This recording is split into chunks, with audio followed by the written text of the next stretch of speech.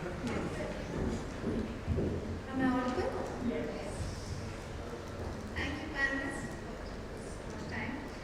In the last few years, we've seen several food and beverage startups entering this market and really competing with the larger FMCG giants and established players, from snacks to coffee to alcohol beverage to packaged ready-to-cook food. We've seen several of them really disrupting the F&B market. While these brands carve out a niche for themselves on supermarket stores, on the shelves of supermarket stores, or even the online shopper's cart, they face multiple new challenges every day. Today, with this panel, I'd like to know from my panel, which comprises of someone from a coffee brand to dairy to plant-based meat to healthy snacks, how they negotiate these challenges and how they continue to grow from a mere idea to a national brand every day. It's really interesting that three of my panelists today are brands that have positioned themselves as healthy products. In the last 2 years, we've seen many people really making that switch towards healthy eating, towards a healthy lifestyle, and they become conscious about what they consume. But now, as the pandemic has ebbed out of people's minds and people are not worried about the pandemic and have resumed their normal lives, are people still looking for healthy? Is healthy still a concern for people, or has healthy become a norm and are people looking for much more than that? Yeah, sure. So I think that's a great point. You're absolutely right that I think when the pandemic came on, a lot of people became a lot more conscious about what they were consuming. And it's not just healthy, honestly. I think the trend is towards conscious consumption in all forms. So it could be food, it could be going over fast fashion for more sustainable fashion. It could be makeup, it could be the push towards electric cars also is, I think, a trend in the same direction. A lot more people are thinking about what they're consuming and what is the impact of that consumption on the planet and on themselves, right? I don't think it was a fad. You'll see a lot more people going towards it, especially younger generations, millennials, Gen Z, Gen Alpha, are a lot more concerned about what they're consuming and what impact they leave behind. It could be health is one aspect of that, but it's also a planetary aspect, planetary impact which they take into account. I think would you like to add your views? Sure. So, according to me, I think what he said was very relevant, and I think one thing which the pandemic has helped us transform is consumer habits, right? And consumers have become much more knowledgeable, and while fresh food, for example, we have always known, okay, French beans are good even though we don't like them, or paneer as protein. But when it came to packaged foods, no one had information, right? No one was reading labels. And I think that has changed after the pandemic, because nutrition became so important that customers became very conscious about what they were consuming and started reading the labels. And that's when the game got interesting for brands like us, right?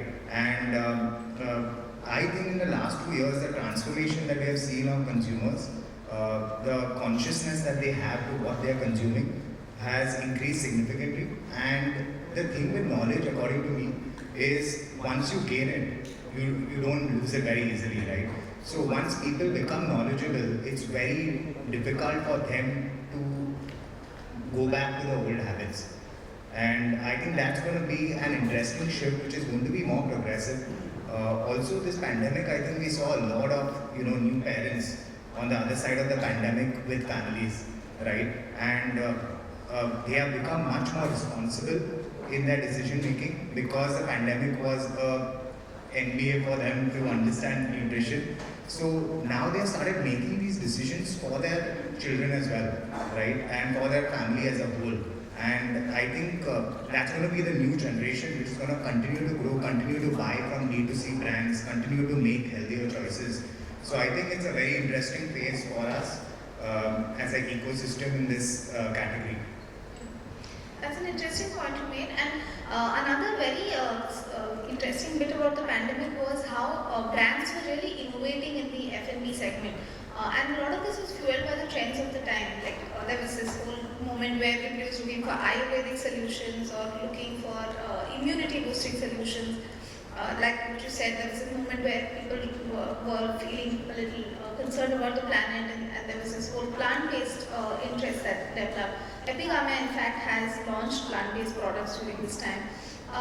Would you like to talk about how, so now as trends continue to keep changing with, as we move, how do you continue to innovate based on the changing trends?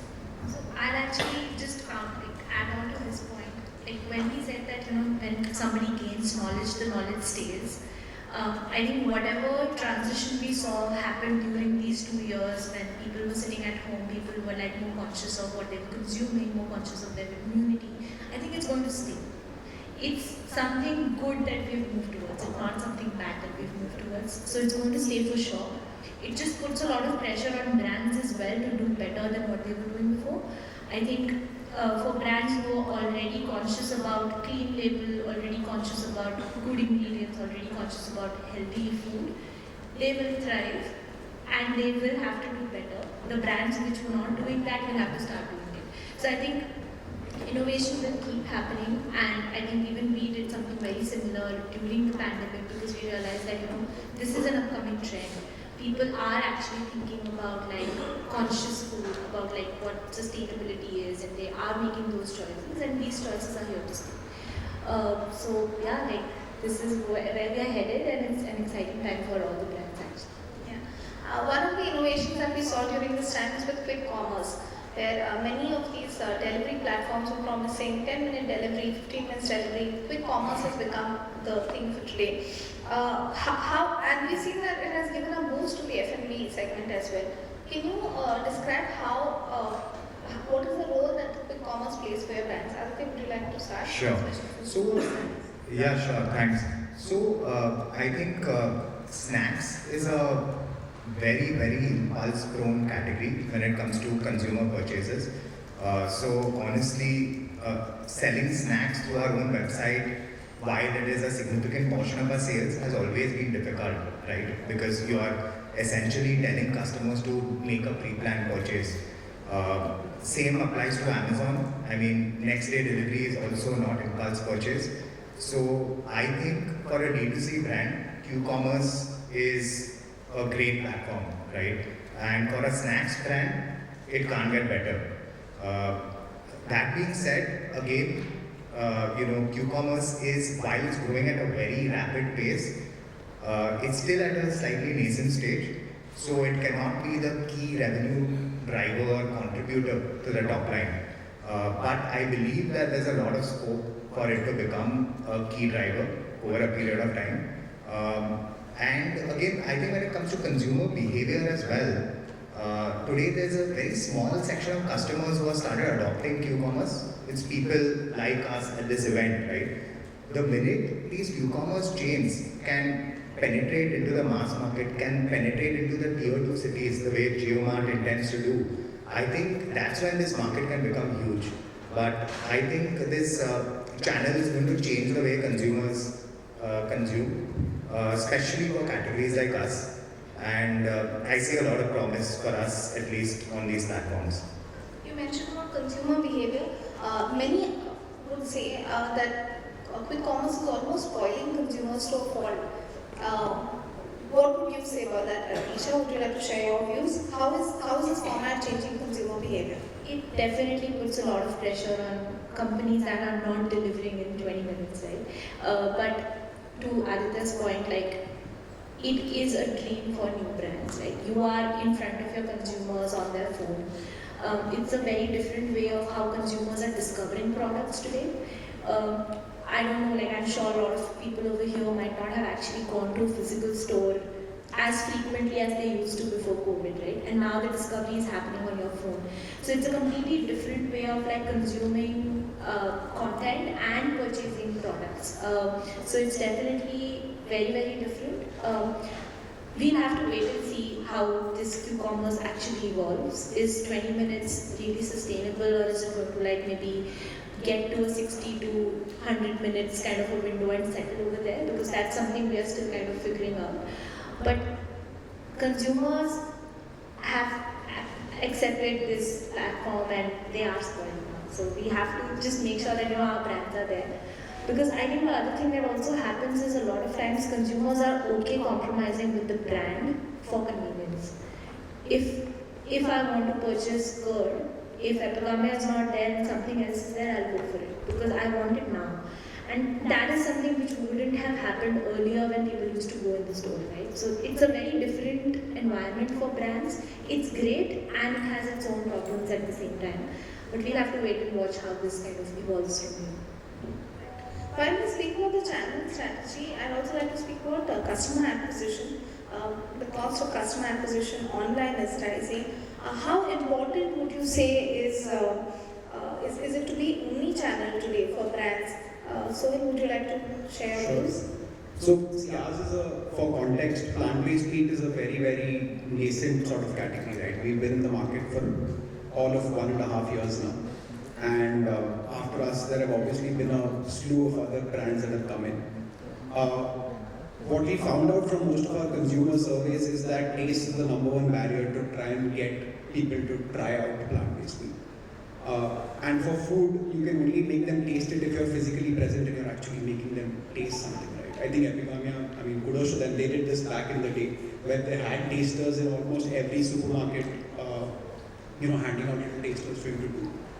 It's a similar sort of strategy that we are following. So while we started off as a direct-to-consumer brand and we had our own website, but we do a lot more offline tasting and sales now after the pandemic, obviously. During the pandemic, it wasn't very possible to do that in the store, but that is something that is key to our strategy to help people taste what plant-based meat tastes like, understand why the category exists, and then buy into it. So having an omni-channel strategy, especially for a food brand, makes a lot of sense.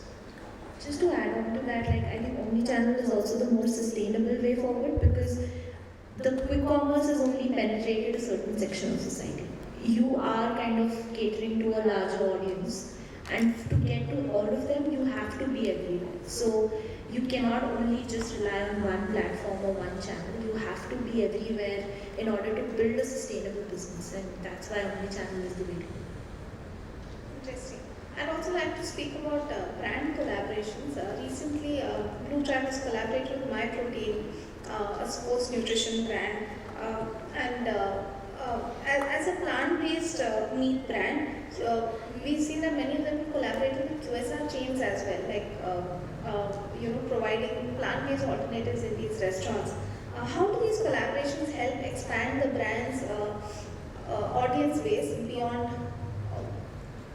Sure. So, see, plant-based as a category, be it meat, be it dairy, be it egg now, there is a brand that is doing eggs as well, is a very, very small ecosystem. And it falls onto the leading brands in the category to grow that ecosystem. So we do collaborations with QSRs, like you said. So you've got a couple of pizza chains that have our products on it. We do collaborations with hotels like these. And the collaboration with MyProtein that you're mentioning is because MyProtein was trying to enter India with a plant-based protein, with a plant-based protein range.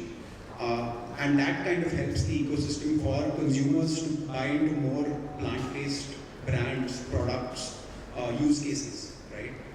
And hence that kind of fell into our strategy of trying to grow this whole plant-based ecosystem for consumers and obviously bring in something that is unique from the MyProtein house of brands, house of products. We also see that most of you have, other than Blue Tribe, of course, have subscription packages on your website where a consumer can subscribe to the brand and they get regular deliveries from them. How do these subscription packs help in customer retention? Would you like to start, or Aditya? Yeah, sure. So, in fact, interestingly, we started as a subscription business, but realized a little early on in the business that it's not a channel which can become your primary channel, right? And especially at that point of time, back in 2015, payment gateways didn't support recurring payments.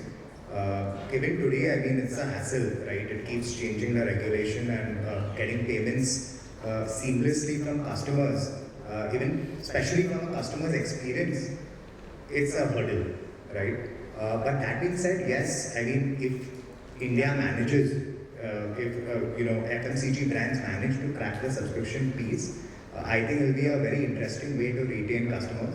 The CACs are always higher. The cost of acquisition is generally higher, we have seen, for our subscription model, but our LTV is very high, so it compensates for that CAC. And I think retention is the game, right? I think all brands today are realizing that retention is going to become a very integral strategy in the coming years after a certain scale.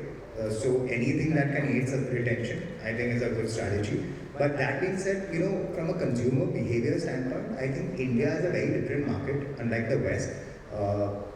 People are not ready to commit very easily. Again, it's a market which has so much price competition that you don't want to miss out on the next best deal that you get. So you don't want to commit too early, right? And that we have seen is a hurdle to get subscribers on board. But once you get a subscriber, I mean, they are in the system for a while, and I think value adds is very important. So to convince a regular customer to subscribe to you, as opposed to buying from your website, you need to be able to give something more, whether it's in the form of a monetary discount or in the form of a membership club of sorts, which we have been able to create on our website. So, yeah, I think that's my view. Abhinanyan also has subscription bags. So they've been at it for much longer, I'm sure. Like he's had a lot more experience on how subscription works or don't work. In our situation, the case was completely opposite. We were an offline brand and then launched a D2C platform and then realized there are repeat purchases happening and subscription might make sense. And that's when we launched a subscription model. I think theoretically it makes a lot of sense for retention because you're kind of creating that convenience for your customers to not go through the hassle of placing another order. But practically what we've realized is that what Aditya just mentioned, that customers are not ready to commit. Plus customers want variety. So even today we get requests where people say that, hey, by the way, I want to change my strawberry to blueberry for this week. And then they want to go from blueberry to vanilla next week. So they are not even committing to a specific set of products which they want week on week. They want variety over there as well. So I think we are still not at that stage where we have cracked the right subscription model. We know it is the right way forward in theory, but practically executing a model that kind of is customized to the right level and kind of caters to the customer needs, I think we're still far from that. Does the audience have any questions? All right. Yes.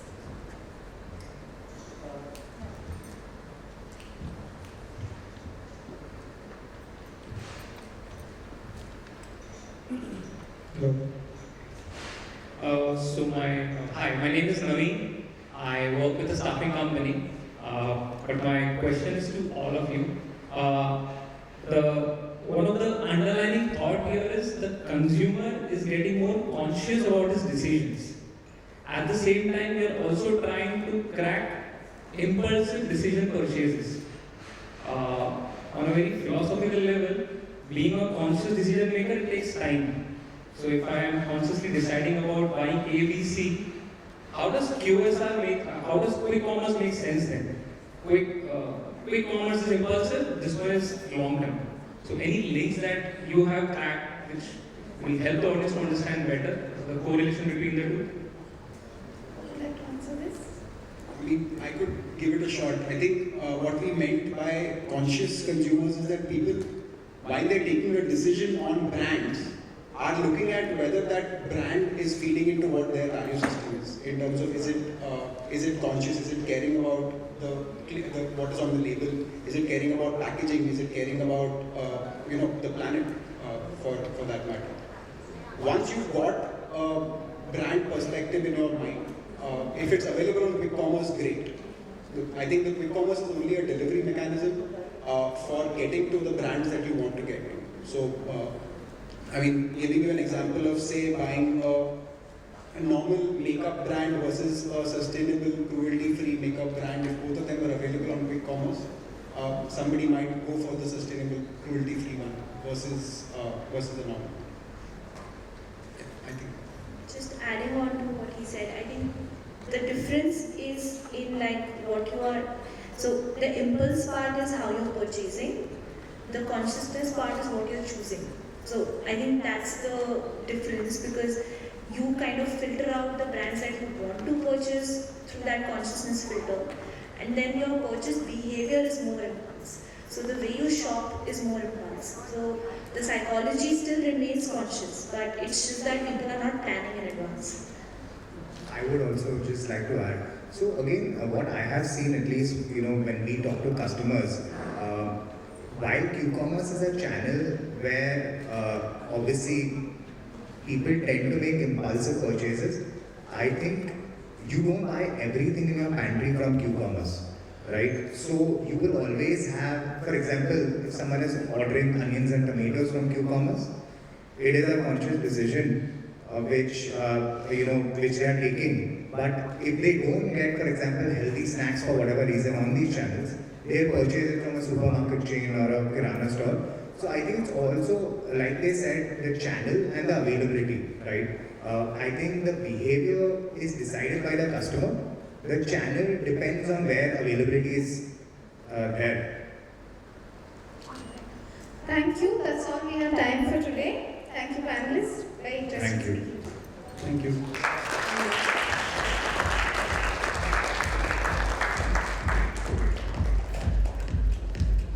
Can I just request all of you to step forward for a picture together? Can we have a photographer come ahead?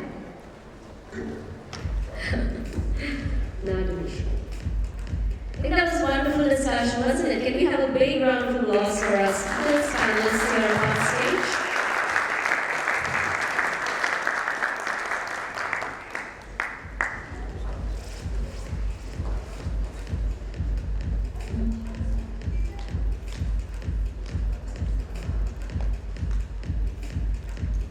I'd like you to stay a moment here with me. We also have a small token of appreciation from our partner Z Media for our speakers up on stage. Can we have the representative come on stage, please?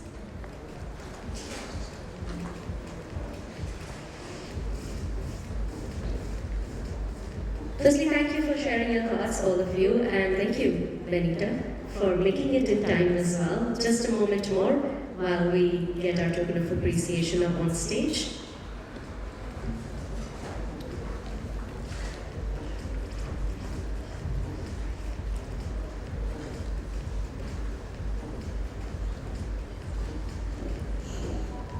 Can we bring it up on stage? Okay, great. Alright, just a point of note here that we'd love for you to keep the sessions interactive. So if you have questions, please go ahead and ask them at the end of the sessions. Oh, we have it now. I think we can use the time if our speakers allow. Can we? Yeah? Can we have a mic passed on, please? Just a second, sir. The mic will come to you. Right here, right here.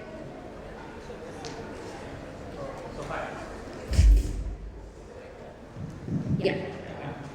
So I just want to ask all of you, this thing. How do F&B startups go for their product placement or brand placement in, say, the mass market of tier 2 cities or the lower income segment? Because nowadays startups are focusing on different USPs like plant-based meat or Greek yogurt or something. This is not something where this is not quite popular in tier 2 cities or the mass segment. So how do these startups go about capturing those guys? So I'll start. So I think one thing that we have seen, we are because a lot of our sales come from our own website. One thing that we have seen is that, like you said, there are not many people looking for healthier options per capita, but there is a large enough audience if you take India as a whole, Okay, and I think the best way to target them is through performance marketing, because nothing can be more targeted than that, right? That allows us to cater. So, for example, today 50% of our sales come from tier 2, tier 3 cities, right? While obviously that's spread across multiple cities, the fact is that there are enough people in the country across these cities looking for healthier options, right? And I think online is the way to cater to them in the starting. And eventually, as you know, I think behavior starts evolving across the country further. Maybe we can get into the offline channels. So just adding to that, while I think performance marketing, like he said, is the exact way to get to the exact audience that you want, there are enough opportunities in offline as well. So I'll give you an example. For us, there is a store in Dehradun which does more per capita than a Nature's Basket Bandra does. It's because it's got the audience, it's got the right audience that, say, a plant-based meat kind of category appeals to. And all of the customers from Dehradun are probably going to that store. So you've got to find where your audience is. It could be in tier 1, tier 2, tier 3 cities, but it will be there. You've got to be very, very targeted about where you want to be present and how you want to be seen in that place. Just last point adding on to what he said, there are offline brands as well that take your product to these smaller cities, right? So today if Swiggy is expanding, or if let's say Reliance is expanding, my product can go with these chains to these stores, and people know that these bigger stores will hold larger range of products. They know that if they want to find something new, this is where they have to go. So that's your offline discovery. Online is definitely easy because you can target customers within regions, within cities, within demographies, and actually talk to the right audiences. And what that also helps you understand is that where is the demand coming from? Once you know that okay, you are getting online demand from a certain city, let's go offline as well. So that really helps because you already get a pulse from the ground that okay, there is a need coming in from this city. Let's also launch offline. So online marketing has actually made it easy. You don't have to go to 100 cities to figure out 20 of them are working now. So Thanks. Thank you so much for taking that question on, and we have a small token of appreciation from our partners, Zee Media. So thank you once again for being part of the conference and joining us as a panelist. Thank you so much. Yes, please take a seat. Thank you.